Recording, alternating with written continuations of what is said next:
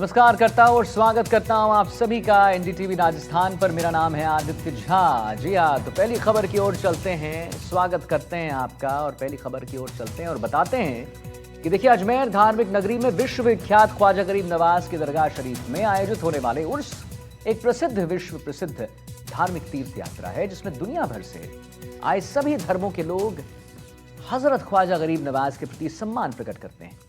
राजस्थान के अजमेर स्थित ख्वाजा मोइनुद्दीन हसन चिश्ती का 813वें उर्स की शुरुआत हो चुकी है और इसी के साथ उर्स की धार्मिक रस्में भी शुरू हो चुकी हैं। इस खास मौके पर बुलंद दरवाजा, निजाम गेट, महफिल खाना, मस्जिद, आहत नूर समेत दरगाह के पूरे परिसर को रंग बिरंगी रोशनी से दुल्हन की तरह सजा दिया गया है। आइए इस रिपोर्ट के जरिए आपको दिखाते हैं।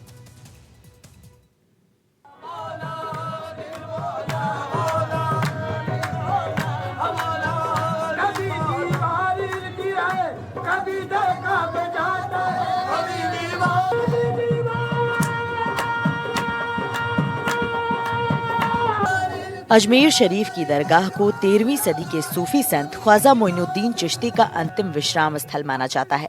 ये भारत के सबसे पवित्र धार्मिक स्थलों में से एक है। अजमेर शरीफ दरगाह में सूफी संत ख्वाजा मोइनुद्दीन चिश्ती की समाधि है। इसे ख्वाजा गरीब नवाज के नाम से भी जाना जाता है। मोइनुद्दीन चिश्ती एक करिश्माई और दयालु आध्यात्मिक फकीर थे, जिन्हें आध्यात्मिक चमत्कार करने की ख्याति प्राप्त थी। अजमेर शरीफ का दरगाह सदियों से श्रद्धा का स्थल रहा है, जो हिंदू मुस्लिम सहित सभी धर्मों को आकर्षित करता है। दरगाह के खादिम पीर सैयद नफीस मियां चिश्ती ने बताया कि सालाना उर्स का मतलब खुशी होता है। इस खुशी के मौके पर तमाम लोगों को इकट्ठा किया जाता है। ख्वाजा मोइनुद्दीन चिश्ती की दरगाह पर 1 रजब से 6 रजब तक उर्स मनाया जाता है। इस उर्स के मौके पर दुनिया भर से लाखों लोग आते हैं और अपनी मन्नतें मांगते हैं। इस दौरान मोइनुद्दीन चिश्ती की दरगाह में गुस्ल की रस्म अदा की जाती है। रात 8 बजे दरगाह की खड़ी गुस्ल की रस्म को अदा करते हैं। इस दौरान मजार शरीफ को गुलाब जल और केवड़े से धोया जाता है। इस जल को जायरीन तबरूक के तौर पर अपने साथ लेकर जाते हैं। ये एक महत्वपूर्ण धार्मिक रस्म है, जो बड़ी संख्या में जायरीनों को आकर्षित करती है। हुजूर गरीब नवाज के आस्थाने आलिया के ऊपर में आज 813वां उर्स मनाया गया। इस 813वें उर्स के अंदर में देश विदेश से तमाम जगह से यहाँ हुजूर गरीब नवाज के आस्थाने आलिया के ऊपर में लोग आए हुए हैं और फैज हासिल कर रहा है। उर्स के माने खुशी के हैं। खुशी के माने ये है कि बुजुर्गान दीन, वली औलिया, कुतुब अब्दाल की बारगाह के अंदर में खुशी मना के लोगों को इकट्ठा होते हैं। इकट्ठा होने के बाद में यहाँ से फैज हासिल करते हैं। हुजूर गरीब नवाज के आस्थाने आलिया के अंदर में 1 रजब से 6 रजब तक उर्स मनाया जाता है। इसके अंदर में हजारों लोग यहाँ पर आते हैं और अपना फैज हासिल करते हैं। 1 रजब से 6 रजब तक हुजूर गरीब नवाज के आस्थाने आलिया के अंदर में गुस्ल होता है। रात को 8 बजे इस गुस्ल के अंदर में खुदाम साहिबान हाजिरी देते हैं और मजार शरीफ को केवड़ा और गुलाब जल से धोते हैं। वो जहाँ पर आने के बाद में जायरीन तबरुक के तौर के ऊपर में लेके जाते हैं। क्यों मनाया जाता है? हुजूर गरीब नवाज के विसाल के बाद से उर्स मनाया जा रहा है कि वली औलिया की दरबार के अंदर में उर्स मनाने का सिलसिला यही है। इसी तरह से उर्स मनाया जाता है और एक उर्स के अंदर में लोग हाजिर होते हैं और हाजिर होके एक दूसरे को उर्स की मुबारकबाद देते हैं।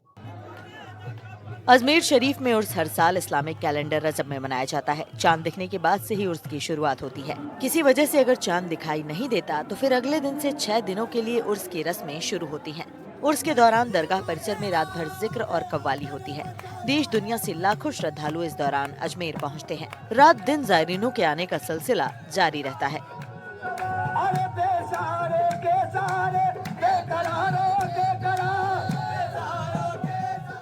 देखिए, यहाँ पर हमारे यहाँ गरीब नवाज का जो उर्स शुरू होता है ना, वो 28 जमात सानी से शुरू होता है।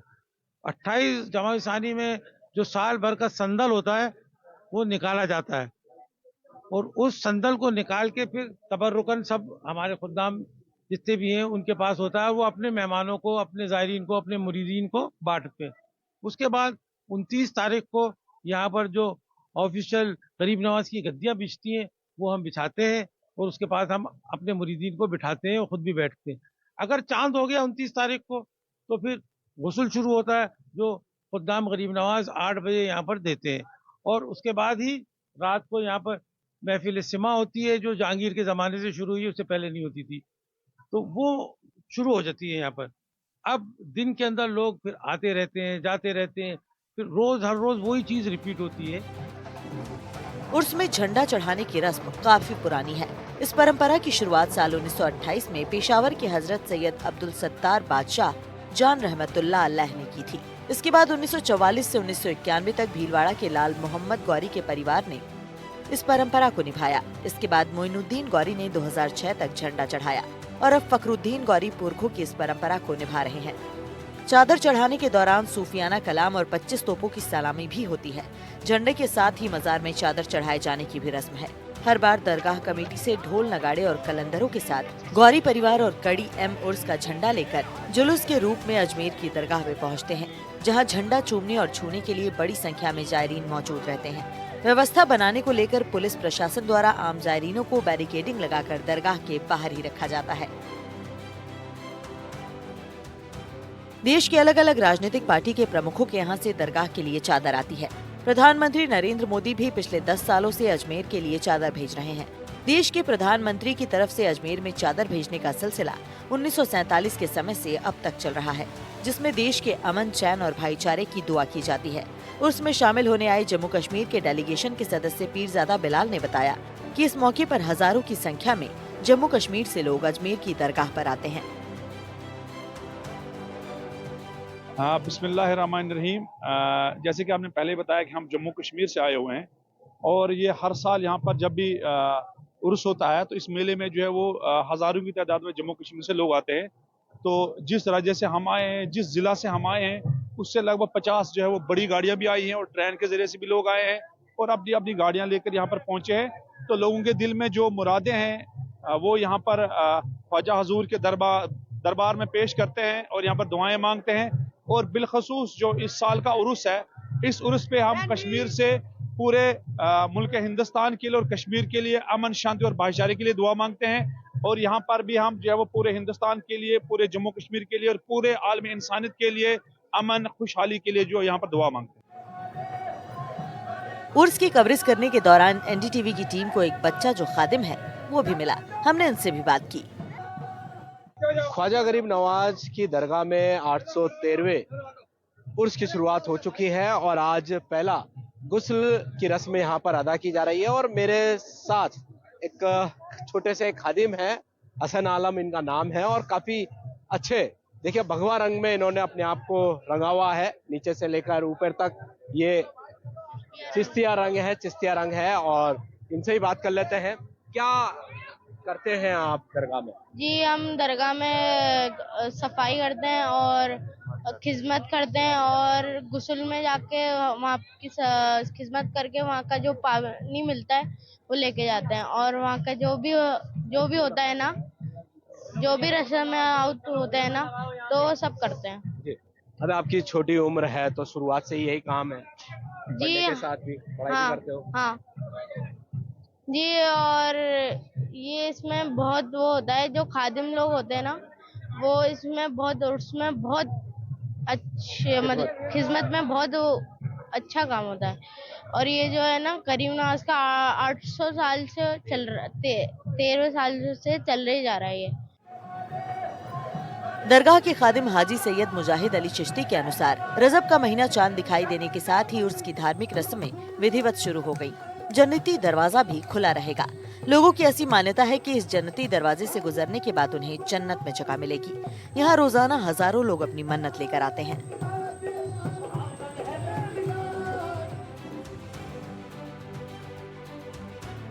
आठ 813वां उर्स शुरू होने के साथ ही इस खास मौके पर हजारों किलोमीटर नंगे पैर पैदल चलकर आए कलंदरों का जत्था भी ख्वाजा गरीब नवाज की दरगाह पर पहुंचा।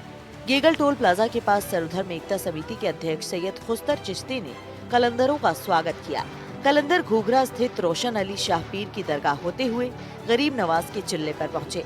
इस दौरान कलंदरों ने हैरत अंगेज कारनामे दिखाए।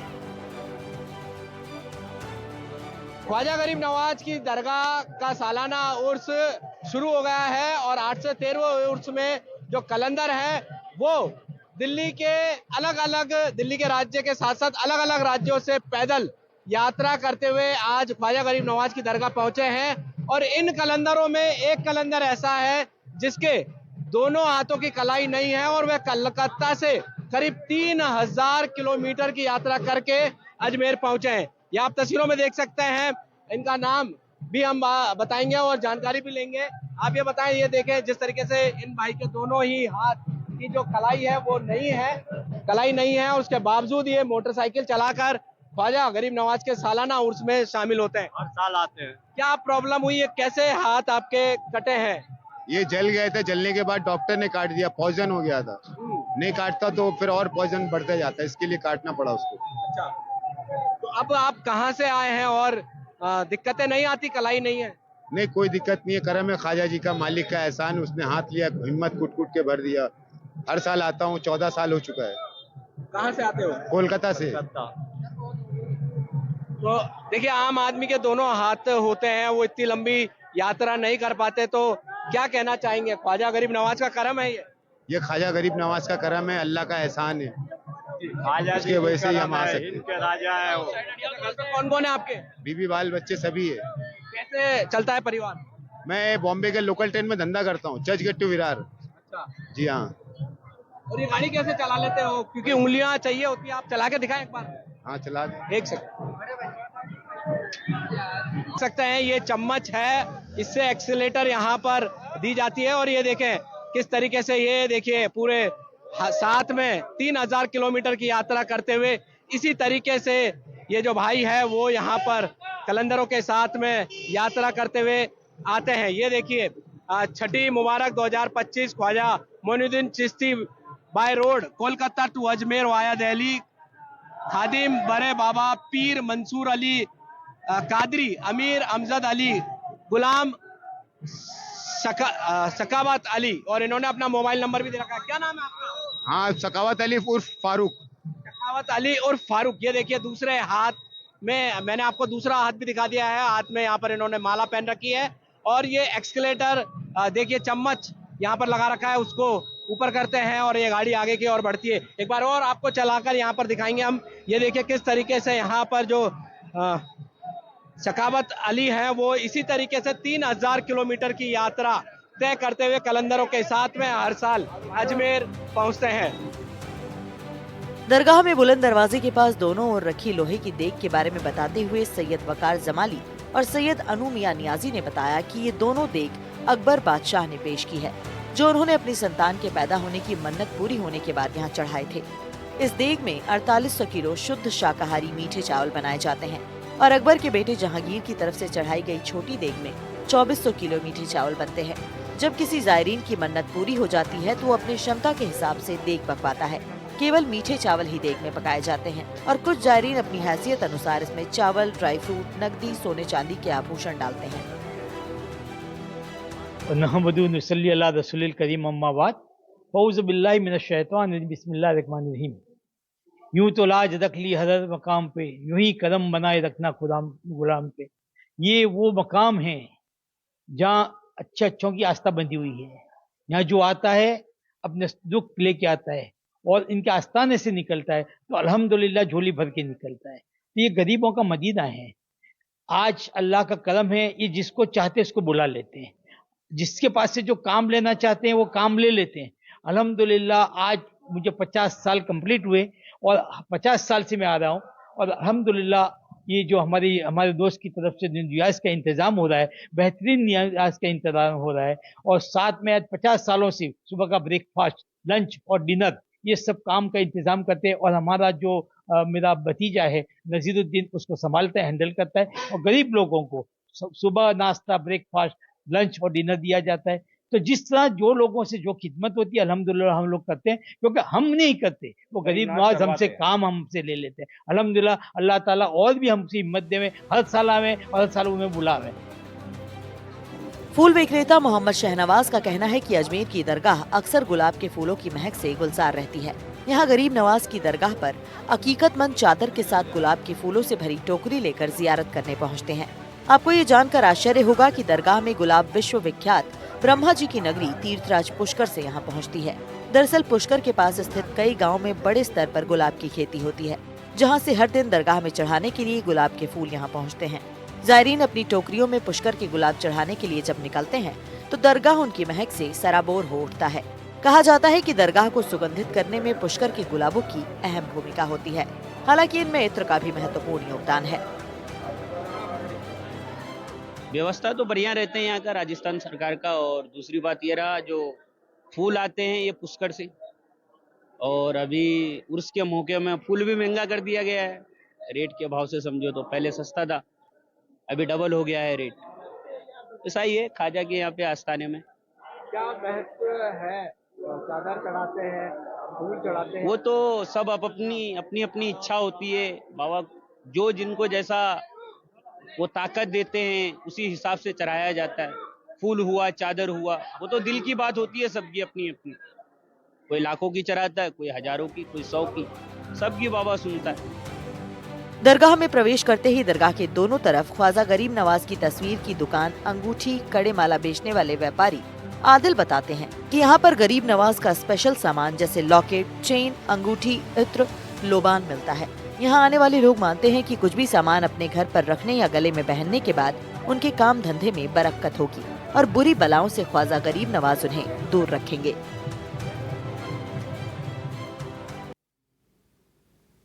तो देखा आपने कि किस तरह उर्स की धार्मिक रस्में भी शुरू हो चुकी हैं। इस खास मौके पर देखा आपने कि कैसे बुलंद दरवाज़ा, निज़ाम गेट, शहजानी गेट, महफिल खाना, शहजानी मस्जिद, आहत नूर समेत दरगाह के पूरे परिसर को रंग बिरंगी रोशनी से दुल्हन की तरह, बिल्कुल दुल्हन की तरह सजा दिया गया है।